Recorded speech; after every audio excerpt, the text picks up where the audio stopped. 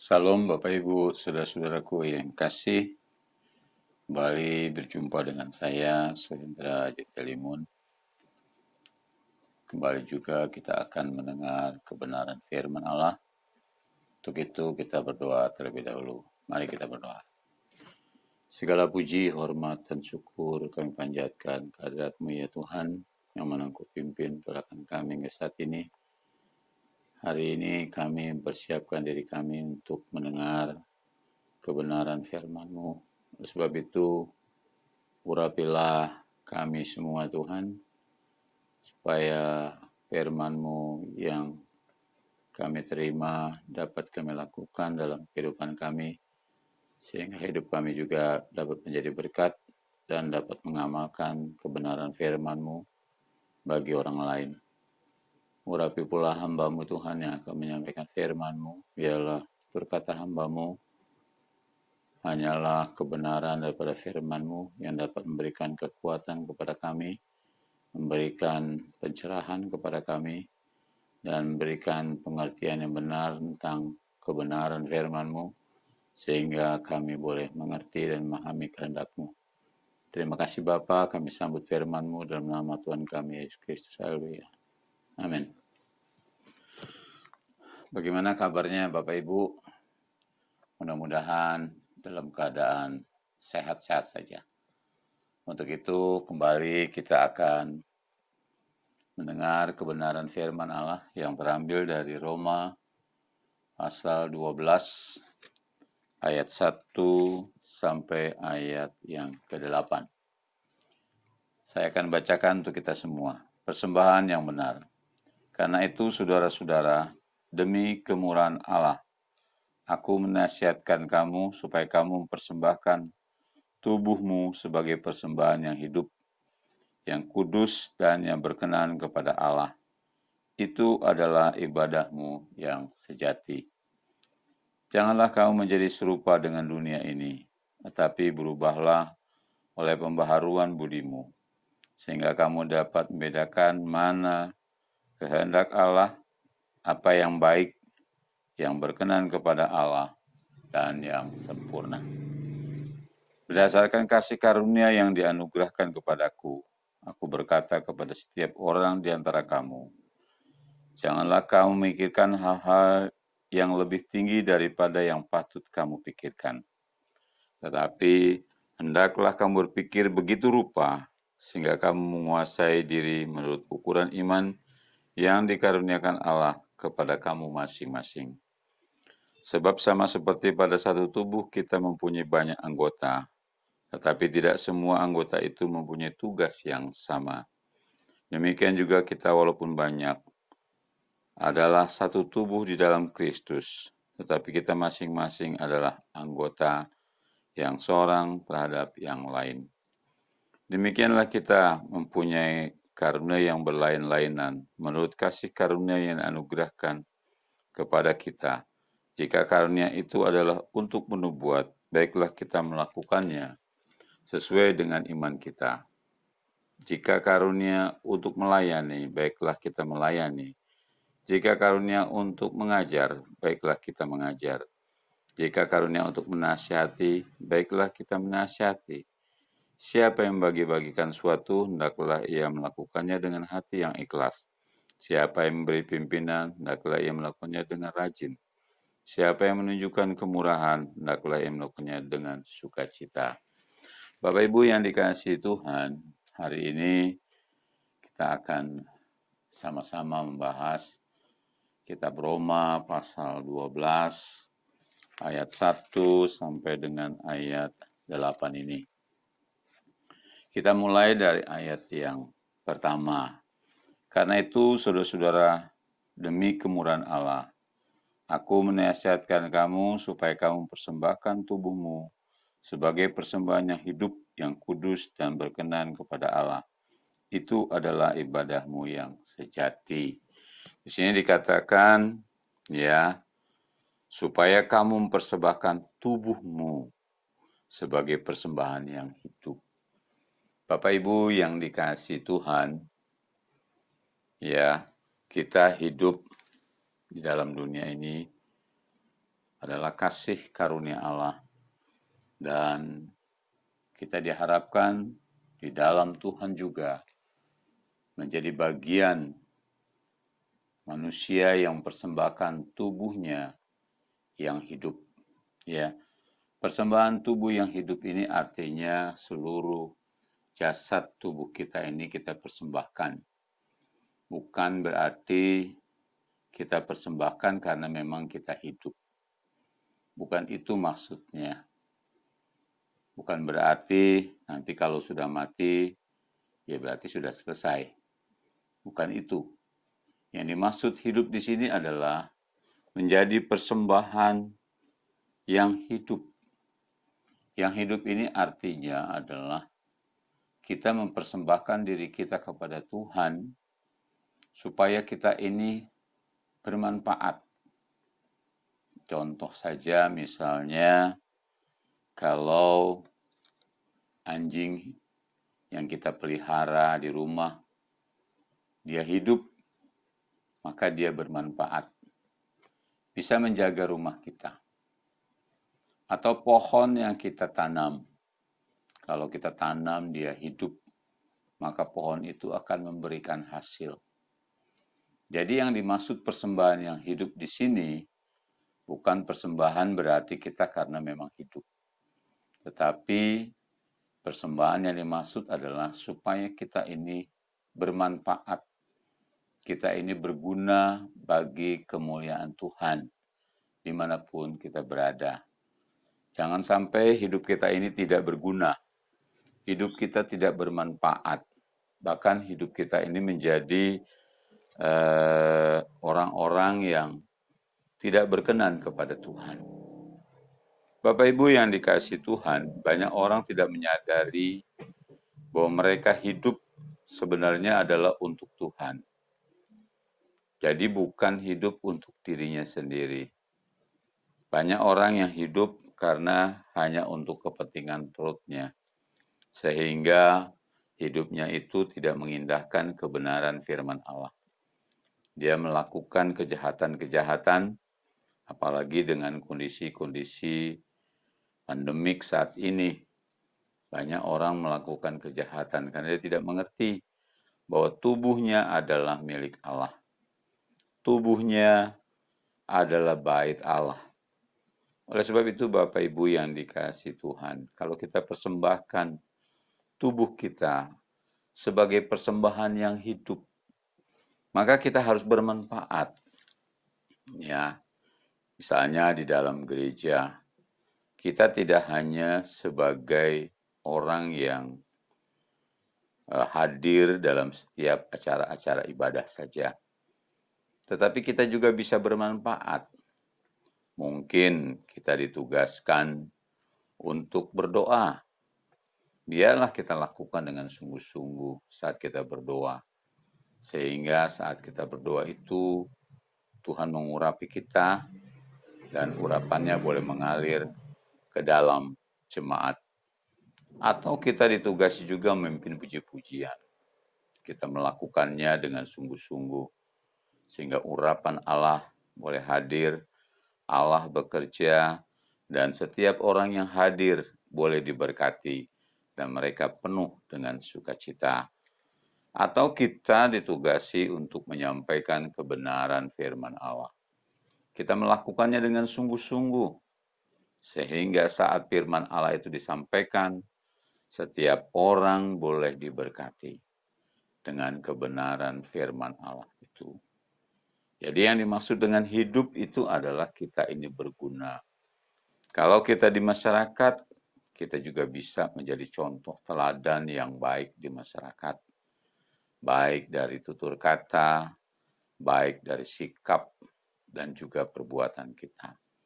Sehingga orang lain boleh lihat, orang lain boleh bandingkan bahwa kita nih orang yang beribadah kepada Tuhan berbeda dengan orang yang tidak mengenal Tuhan.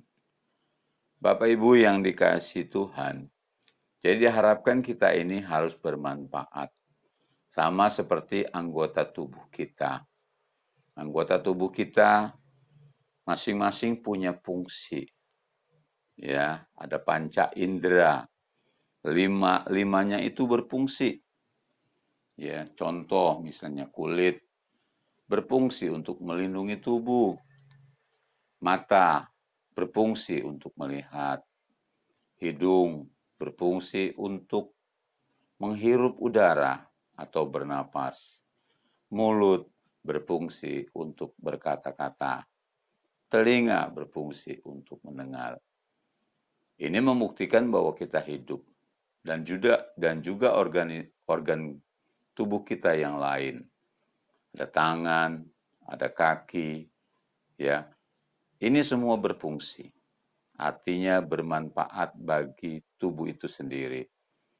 Oleh sebab itu, Bapak Ibu yang dikasihi Tuhan, di ayat bagian bawah dikatakan bahwa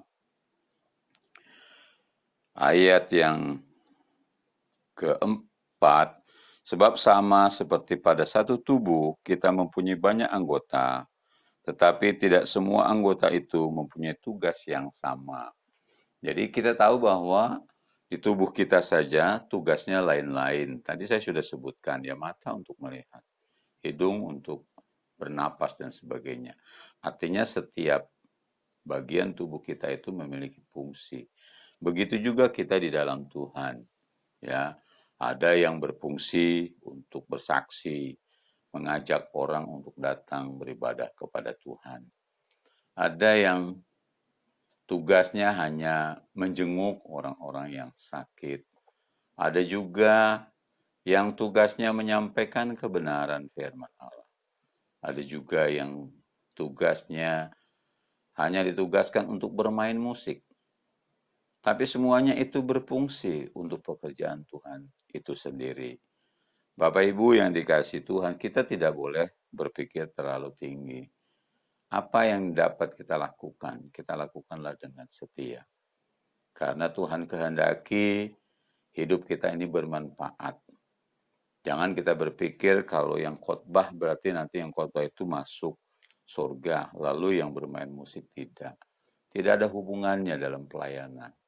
Apapun yang kita tekunkan dalam pelayanan, ya, itu mendatangkan berkat bagi kemuliaan nama Tuhan.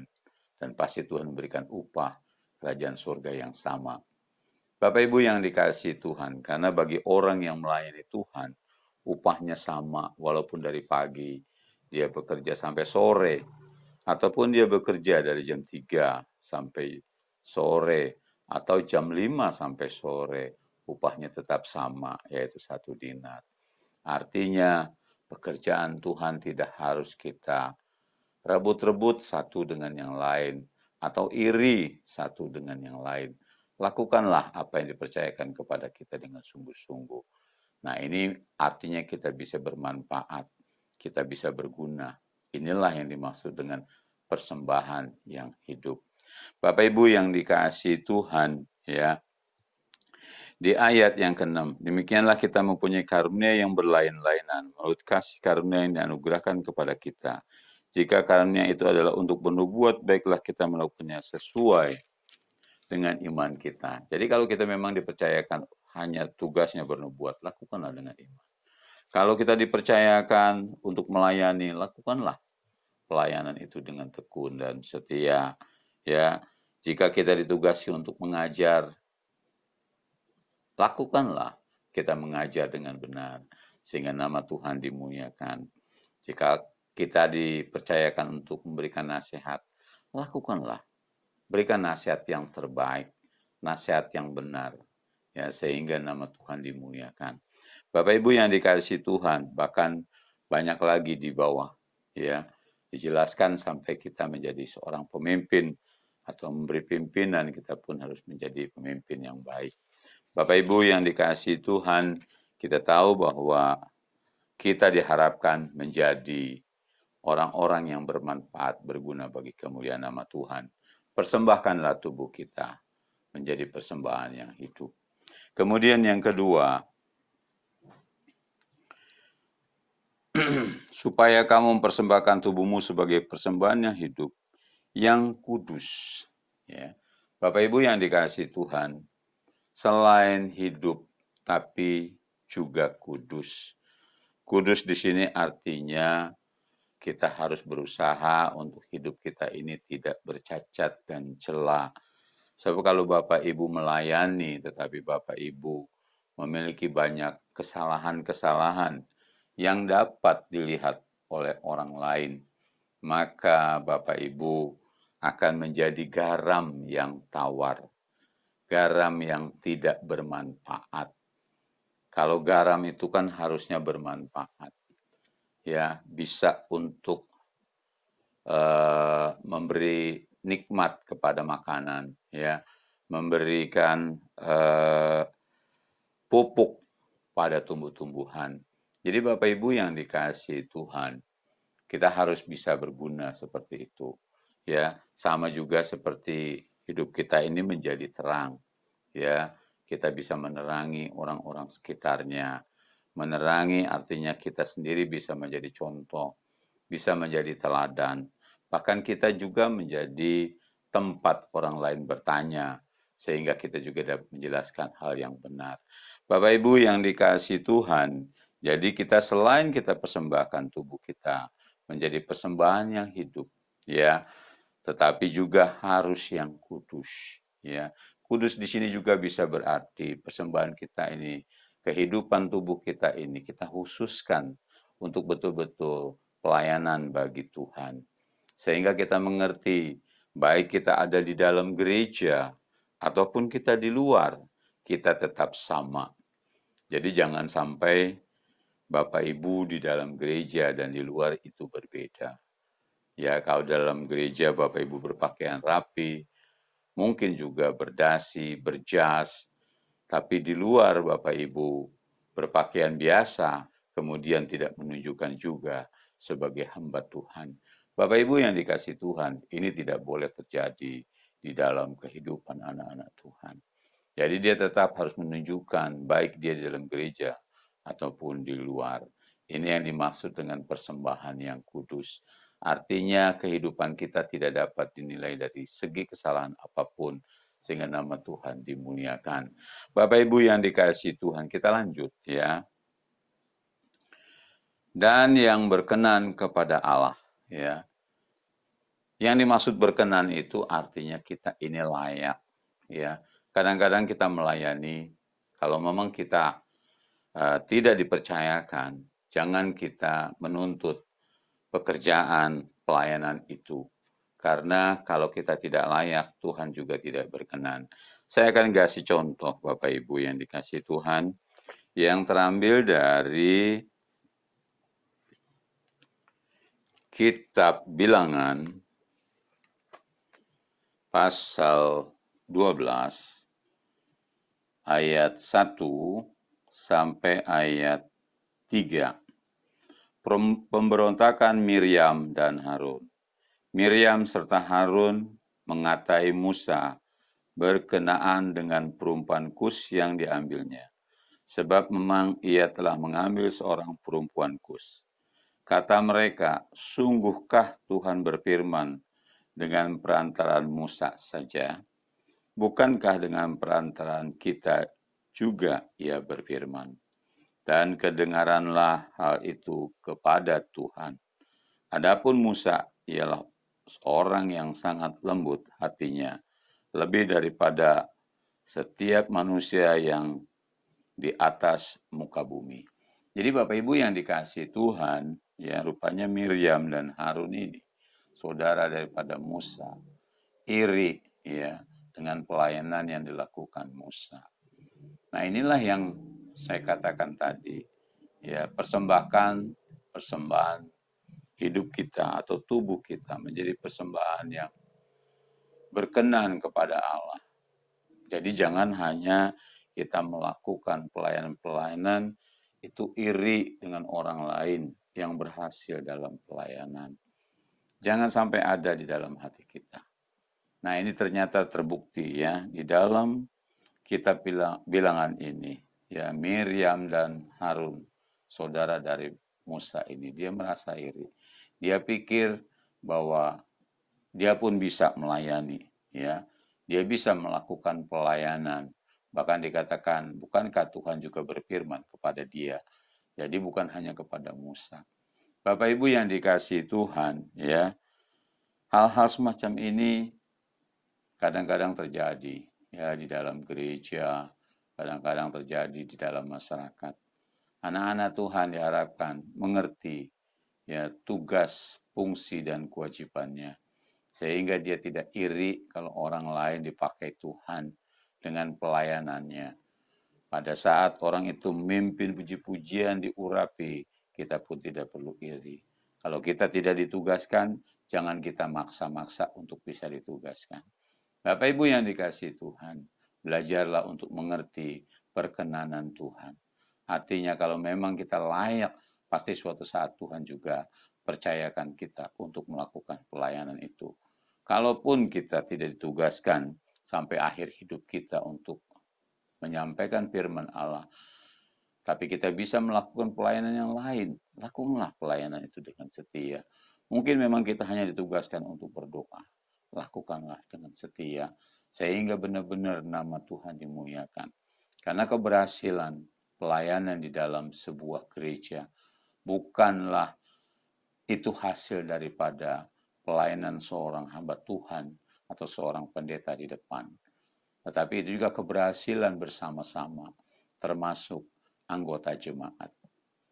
Bapak Ibu yang dikasihi Tuhan, saya pernah berkata kepada anggota jemaat saya, ya, kehadiran Bapak Ibu itu pun memberikan dampak, memberikan pengaruh di dalam pelayanan.